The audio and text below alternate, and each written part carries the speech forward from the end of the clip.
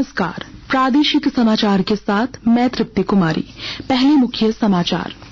18वीं लोकसभा का पहला सत्र 24 जून से होगा शुरू। 3 जुलाई तक चलने वाले सत्र में लोकसभा अध्यक्ष का होगा चुनाव। नवनिर्वाचित सदस्य लेंगे शपथ।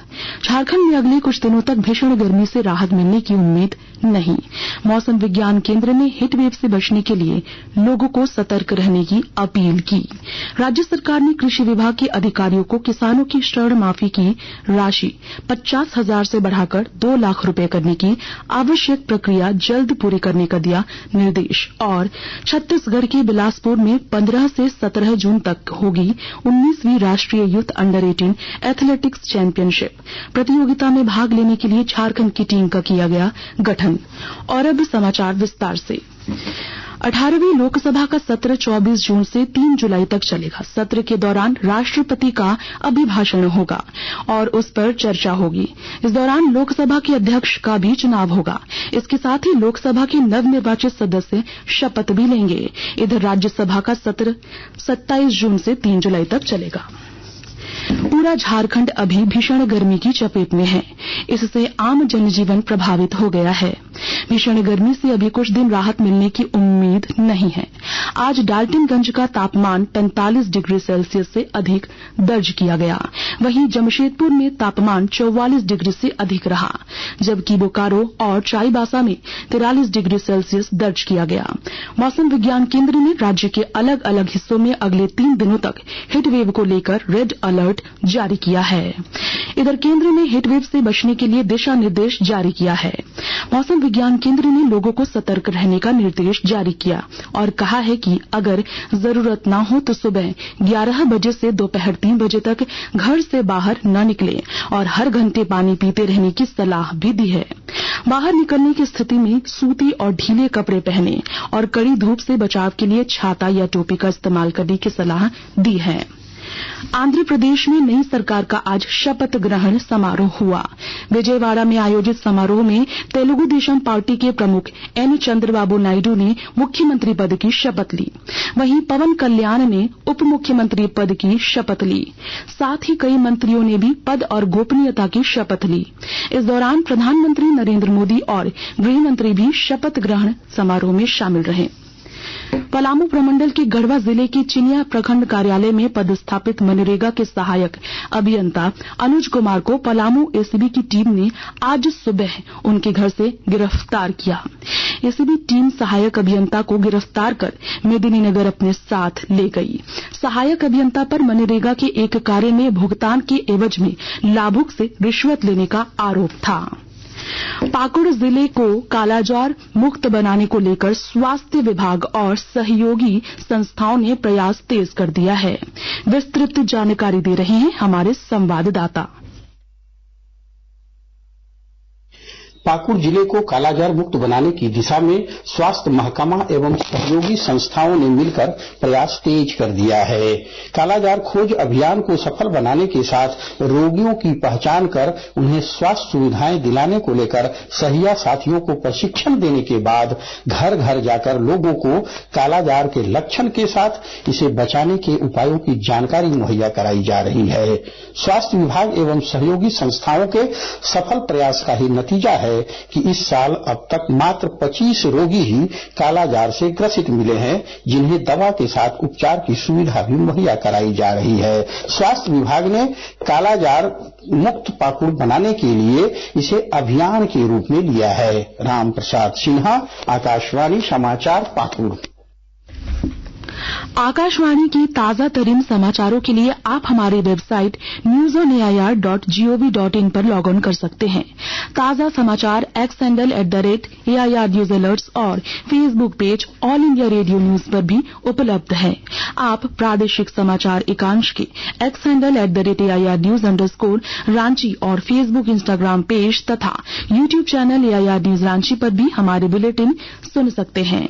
प्रादेशिक समाचार आप आकाशवाणी रांची से सुन रहे हैं। राज्य सरकार ने किसानों की ऋण माफी की राशि 50,000 से बढ़ाकर 2 लाख रुपए तक करने के लिए आवश्यक प्रक्रिया पूरी करने का निर्देश अधिकारियों को दिया है। कल विभिन्न योजनाओं की समीक्षा बैठक में मुख्यमंत्री चंपाई सोरेन ने ऋण माफ करने की राशि को बढ़ाने के लिए नीतिगत प्रक्रिया को जल्द पूरी करें ताकि किसानों को इसका लाभ दिया जा सके। उन्होंने बिरसा सिंचाई कूप संवर्धन योजना के तहत इस वर्ष नवंबर तक 1 लाख कूपों का निर्माण पूरा कराने को कहा। इसके अलावा उन्होंने राज्य के विभिन्न विभागों में रिक्त पदों को जल्द भरने के लिए नियुक्ति प्रक्रिया पूरी करने का निर्देश दिया। छत्तीसगढ़ के बिलासपुर में 15 से 17 जून तक 19वीं राष्ट्रीय यूथ अंडर 18 एथलेटिक्स चैंपियनशिप का आयोजन होगा। प्रतियोगिता में भाग लेने के लिए झारखंड की टीम का गठन कर दिया गया है। झारखंड एथलेटिक्स एसोसिएशन के अध्यक्ष सीडी सिंह के अनुसार झारखंड के घोषित 28 सदस्यीय टीम में 17 लड़के और 9 लड़कियां शामिल हैं। इसमें खिलाड़ियों के साथ मैनेजर के तौर पर नरेश कुजूर और कोच आशु भाटिया दल में शामिल रहेंगे। झारखंड टीम 13 जून को बिलासपुर के लिए रवाना होगी। रांची जिले के उपायुक्त राहुल कुमार सिन्हा ने वज्रपात में मवेशियों की मौत पर प्रभावित लोगों के लिए 8,44,500 रुपए की मुआवजा राशि स्वीकृत की है। रांची जिले के 9 अंचल के 30 प्रभावित लोगों के बीच इसका वितरण किया जाएगा। इसमें बेड़ू के 9, अनगढ़ा के 8, राहे के 4, इटकी के 3, चान्हो के 2, नामकुम, सिल्ली, लापुंग और तमाड़ के 1-1 लोगों के बीच राशि का भुगतान किया जाएगा। बिरसा कृषि विश्वविद्यालय में मास्टर डिग्री प्राप्त करने वाले अमित राज टोपनो को बायोलॉजिकल इंजीनियरिंग में पीएचडी के लिए अमेरिका की यूनिवर्सिटी ऑफ नेब्रास्का लिंकन में प्रवेश मिला है। उनकी विशेषज्ञता का क्षेत्र जल संसाधन नियोजन एवं प्रबंधन रहेगा। उन्हें बायोलॉजिकल सिस्टम इंजीनियरिंग में $28,000 की वार्षिक ग्रेजुएट रिसर्च सहायता भी मिली है, जो इसी माह से प्रारंभ होगी। राज्य सरकार पूरे झारखंड में पशु एम्बुलेंस का संचालन करेगी। इसके लिए राज्य सरकार का EMRI ग्रीन हेल्थ सर्विसेज के साथ समझौता हुआ है। इस संबंध में EMRI ग्रीन हेल्थ सर्विसेज के एम्बुलेंस को ऑर्डिनेटर विनीत कुमार ने बताया कि ये सेवा जल्द शुरू होगी। उन्होंने कहा कि ये सेवा लेने के लिए पशुपालकों को टोल फ्री नंबर 1962 पर फोन करना होगा। इसके बाद चिकित्सक उनके घर जाकर पशुओं का इलाज करेंगे। उन्होंने कहा कि इस सुविधा को लेकर एम्बुलेंस सहित चिकित्सकों की व्यवस्था आउटसोर्सिंग के आधार पर एजेंसी की ओर से रखी जाएगी। राज्य में सहायक अध्यापकों की सेवा शर्त नियमावली में बदलाव किया जाएगा। इसके लिए झारखंड एकेडमिक काउंसिल ने स्कूली शिक्षा और साक्षरता विभाग ने मार्गदर्शन मांगा है। सहायक अध्यापक सेवा शर्त नियमावली 2022 में शिक्षकों के मानदेय में बढ़ोतरी के लिए आकलन परीक्षा का प्रावधान किया गया है। इस परीक्षा में सफल शिक्षकों के मानदेय में 10% की वृद्धि की जाती है। मौजूदा नियमावली में आर्थिक रूप से पिछड़े और दिव्यांग अभ्यर्थियों के लिए कट ऑफ का उल्लेख नहीं किया गया है। ऐसे में इस कोटि के अभ्यर्थी कट ऑफ निर्धारण की मांग कर रहे थे। उनकी इस मांग को ध्यान में रखते हुए झारखंड एकेडमिक काउंसिल ने नियमावली में बदलाव करने का निर्णय लिया है। गोड्डा जिले के महागामा अनुमंडल के बलबड्डा थाना क्षेत्र के रेलवे फाटक के पास एक कार के टायर फटने से हुई दुर्घटना में कार चालक की मौत हो गई।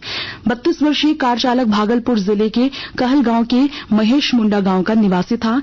प्रत्यक्षदर्शियों के अनुसार टायर फटने के बाद वाहन 3-4 बार पलट गई। वहीं गोड्डा जिले के मेहरमा के बाग झखड़ा गांव में एक 15 वर्षीय बालक की मृत्यु सांप काटने से हो गई। इसके अलावा गोड्डा जिले के सदर अस्पताल में इलाज के दौरान मंडल कारा में बंद एक विचाराधीन कैदी का निधन हो गया। मृतक कई दिनों से बीमार चल रहा था। अंत में मुख्य समाचार एक बार फिर। 18वीं लोकसभा का पहला सत्र 24 जून से होगा शुरू। 3 जुलाई तक चलने वाले सत्र में लोकसभा अध्यक्ष का होगा चुनाव। नवनिर्वाचित सदस्य लेंगे शपथ। झारखंड में अगले कुछ दिनों तक भीषण गर्मी से राहत मिलने की उम्मीद नहीं। मौसम विज्ञान केंद्र ने हीट वेव से बचने के लिए लोगों को सतर्क रहने की अपील की। राज्य सरकार ने कृषि विभाग के अधिकारियों को किसानों की ऋण माफी की राशि 50,000 से बढ़ाकर 2 लाख रुपए करने की आवश्यक प्रक्रिया जल्द पूरी करने का दिया निर्देश। और छत्तीसगढ़ के बिलासपुर में 15 से 17 जून तक होगी 19वीं राष्ट्रीय यूथ अंडर 18 एथलेटिक्स चैंपियनशिप। प्रतियोगिता में भाग लेने के लिए झारखंड की टीम का किया गया गठन। इसके साथ ही आकाशवाणी रांची से प्रादेशिक समाचार का ये बुलेटिन समाप्त हुआ। नमस्कार।